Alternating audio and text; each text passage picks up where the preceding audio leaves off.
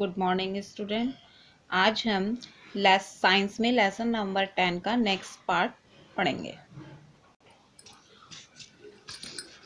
अनियमित धरातल के क्षेत्रफल का मापन।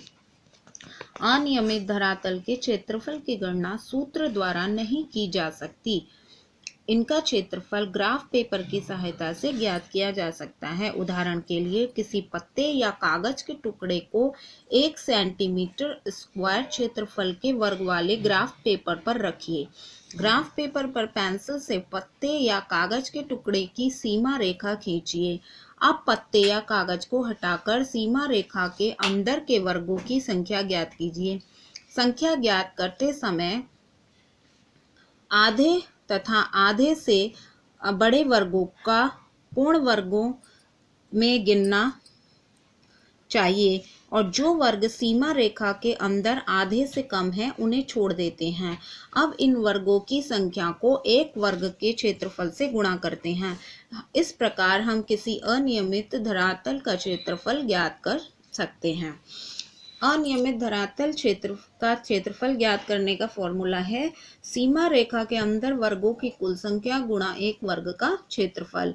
इसमें आपको किसी पत्ते या कागज के टुकड़े का क्षेत्रफल लेना बताया है कि इसे ग्राफ पेपर पर रखिए। ग्राफ पेपर से पेंसिल से पत्ते या कागज की आपको सीमा रेखा यानी आउटलाइन उसकी करनी है। फिर उसके अंदर जितने वर्ग आए हैं उनकी संख्या ज्ञात करनी है। जो आधे हो या आधे से अधिक हो उन्हें एक वर्ग में गिनना चाहिए और जो आधे से कम है उन्हें हम छोड़ देते हैं। अब टोटल जितने आपके वर्ग आए हैं उनको एक वर्ग के क्षेत्रफल से अगर आप गुणा कर देंगे तो अनियमित धरातल का क्षेत्रफल आपको प्राप्त हो जाएगा। नेक्स्ट टॉपिक है द्रव्यमान का मापन। किसी वस्तु में पदार्थ की मात्रा का माप द्रव्यमान कहलाता है। द्रव्यमान का मापनक मात्रक किलोग्राम है। कम मात्रा के द्रव्यमान को ग्राम और तथा मिलीग्राम में मापा जाता है, जैसे चांदी, सोना और रसायन। ये द्रव्यमान के उपमात्रक हैं।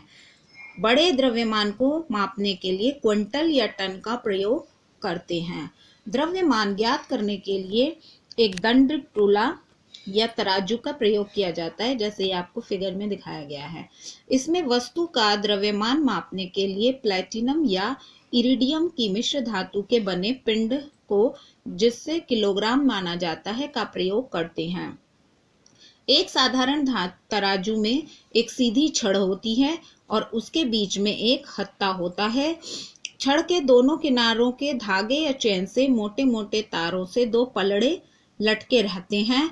दंड मुख्य अक्ष पर सफलतापूर्वक गति करता है।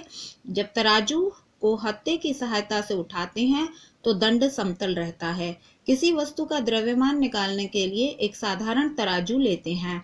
माप करने वाली वस्तु को दाएं पलड़े पर रखते हैं। तराजू के हत्थे को की सहायता से उठाते हैं तथा बाएं पलड़े में बाटों को तब तक रखते हैं जब तक कि वह समतल स्थिति में ना आ जाए।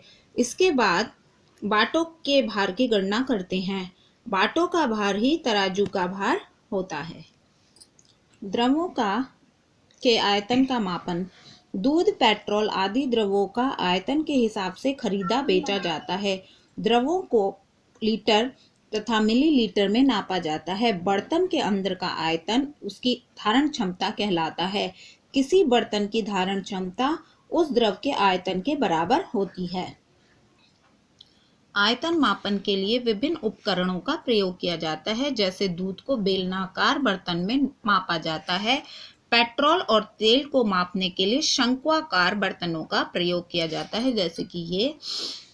वैज्ञानिक प्रयोगों के लिए मापक फ्लास्क, पिपेट या ब्यूरेट द्वारा आयतन मापा जाता है। ये सब द्रव का निश्चित आयतन मापते हैं जो उन पर लिखा होता है।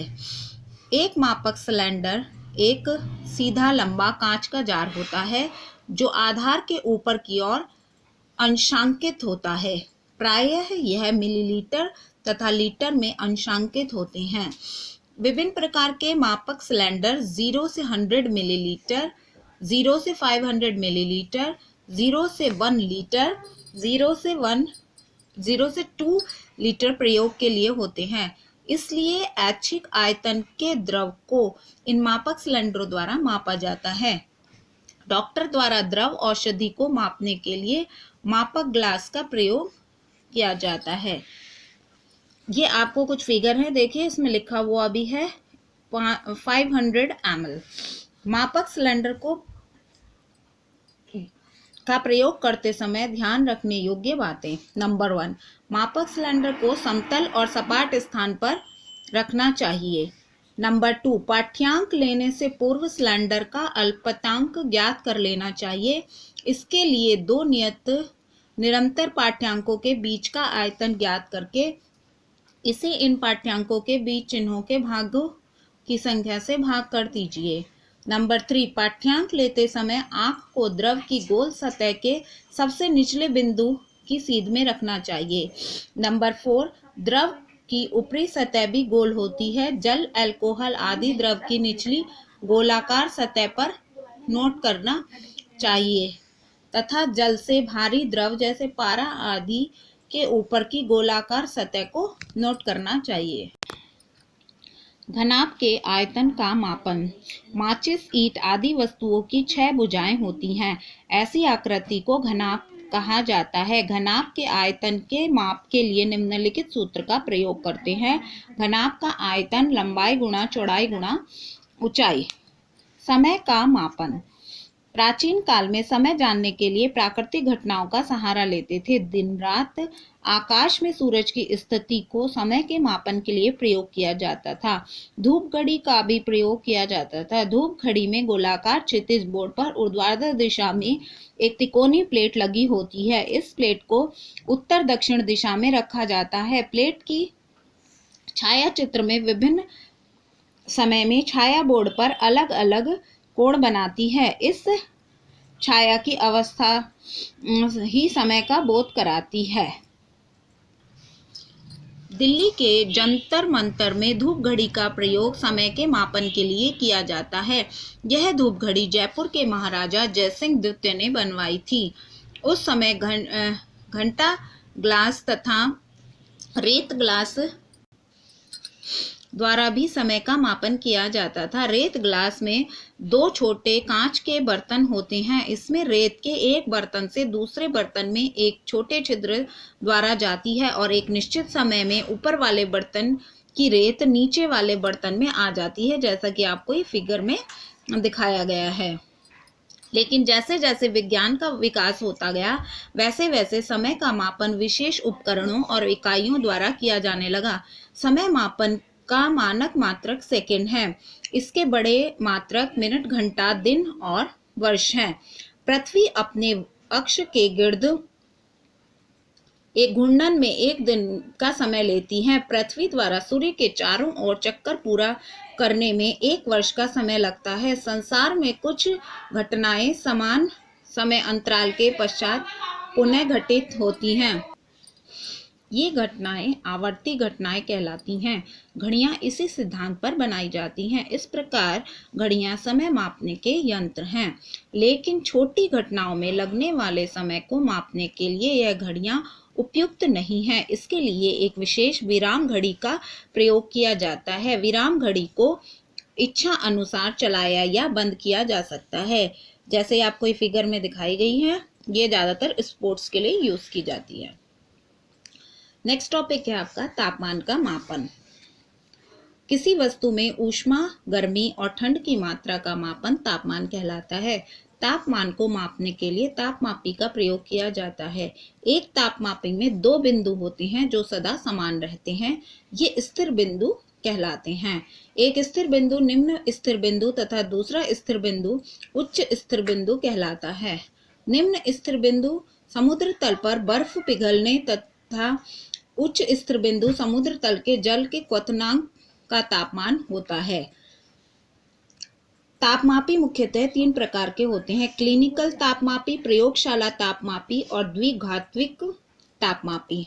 नंबर 1, क्लिनिकल या डॉक्टरी तापमापी। इसका फिगर आपको ये दिया हुआ है। शरीर का तापमान मापने के लिए क्लिनिकल तापमापी का प्रयोग किया जाता है। इस तापमापी पे 35 डिग्री सेंटीग्रेड से 42 डिग्री सेंटीग्रेड तक के चिन्ह बने होते हैं, क्योंकि मनुष्य के शरीर का तापमान इससे कम या ज्यादा नहीं होता है। मनुष्य का सामान्य तापमान 37 डिग्री सेंटीग्रेड होता है। नंबर 2, प्रयोगशाला तापमापी। प्रयोगशाला में सेल्सियस तापमापी का प्रयोग किया जाता है। इस प्रकार की तापमापी में कांच की एक नली होती है जिसकी पूरी लंबाई तक एक बारीक छिद्र होता है। इसका ऊपरी सिरा बंद होता है तथा निचले सिरे में कांच का एक लंबा बल्ब होता है। कांच के बल्ब व नलिका के छिद्र के कुछ भाग में पारा भरा होता है। तापमापी में एक निम्न स्थिर बिंदु तथा एक उच्च स्थिर बिंदु होता है। इस तापमापी का निम्न स्थिर बिंदु 0 डिग्री सेंटीग्रेड तथा उच्च स्थिर बिंदु 100 डिग्री सेंटीग्रेड होता है। इन दो चिन्हों के बीच की लंबाई को 100 बराबर भागों में बांटा गया होता है। प्रत्येक भाग को एक अंश या डिग्री कहते हैं। उच्च बिंदु पर जल का क्वथनांक प्रारंभ करता है तथा निम्न बिंदु पर बर्फ पिघलना प्रारंभ कर देती है। नंबर 3 है आपका द्विघात्विक तापमापी। भट्टी की ज्वाला का तापमान क्लिनिकल अथवा सेल्सियस तापमापी से नहीं मापा जा सकता। इसके लिए द्विघातिक तापमापी का प्रयोग किया जाता है। गति। हम प्रतिदिन चारों ओर विभिन्न वस्तुओं को देखते हैं। इनमें से कुछ स्थिर होती हैं और कुछ गतिशील। कोई भी वस्तु जिसे आपने कुछ देर पहले किसी एक स्थान पर देखा हो, अब आपको वहां नहीं दिखाई दे रही है, तब आप कहेंगे कि वह वस्तु गतिशील है। इसके विपरीत जो वस्तु एक ही स्थान पर उसी दिशा में विद्यमान रहती है वह आप स्थिर मानते हैं। उदाहरण के लिए प्रत्येक घर जिस स्थान पर है वह वहीं रहता है। आपके घर के आगे उगा वृक्ष जहां है वहीं रहता है। पक्षी एक स्थान से दूसरे स्थान पर बैठ या उड़ सकते हैं। जीव एक स्थान से दूसरे स्थान पर आ सकते हैं। इस प्रकार हम कह सकते हैं कि समय के साथ वस्तु की स्थिति में होने वाले परिवर्तन को गति कहते हैं। इस स्थिति में हुए परिवर्तन को हम दूरी मापन द्वारा ज्ञात कर सकते हैं। इससे वस्तु की गति की दर का पता चल जाता है। फर्श पर कछुए का रेंगना, चिड़िया का एक डाल से दूसरी डाल पर जाना, नदी का एक पथ के समांतर प्रवाहित होना, पृथ्वी के चारों ओर चंद्रमा का गति करना, शरीर में रुधिर का परिसंचरण, वायुयान का ऊंचाई पर उड़ना आदि उदाहरण हमारे चारों ओर होने वाले गतियों को दर्शाते हैं। इस प्रकार हम कह सकते हैं कि वस्तुएं दो प्रकार की होती हैं, स्थिर वस्तुएं और गतिशील वस्तुएं। स्थिर वस्तुएं वे होती हैं जो वस्तुएं अपना स्थान परिवर्तन नहीं कर सकती, स्थिर वस्तुएं कहलाती हैं। गतिशील वस्तुएं जो वस्तुएं अपना स्थान परिवर्तन कर सकती हैं वे गतिशील कहलाती हैं। अब हम पढ़ेंगे गति कितने प्रकार की होती है। सभी गतियां समान नहीं हो सकती।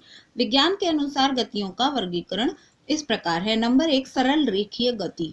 किसी वस्तु का सरल रेखा में गतिमान होना सरल रेखीय गति कहलाता है।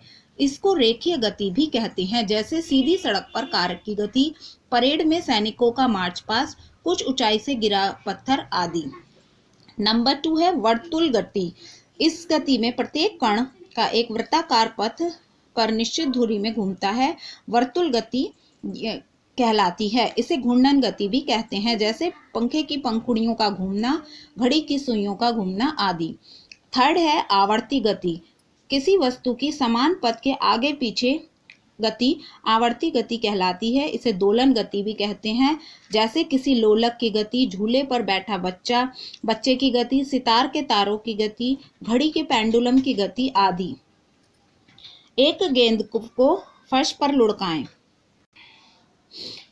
गेंद फर्श पर लुढ़कती और घूर्णन करती हुई आगे बढ़ जाती है, सरल रेखीय गति से आगे बढ़ती है। इस प्रकार गेंद घूर्णन गति के साथ सरल रेखीय गति भी करती है।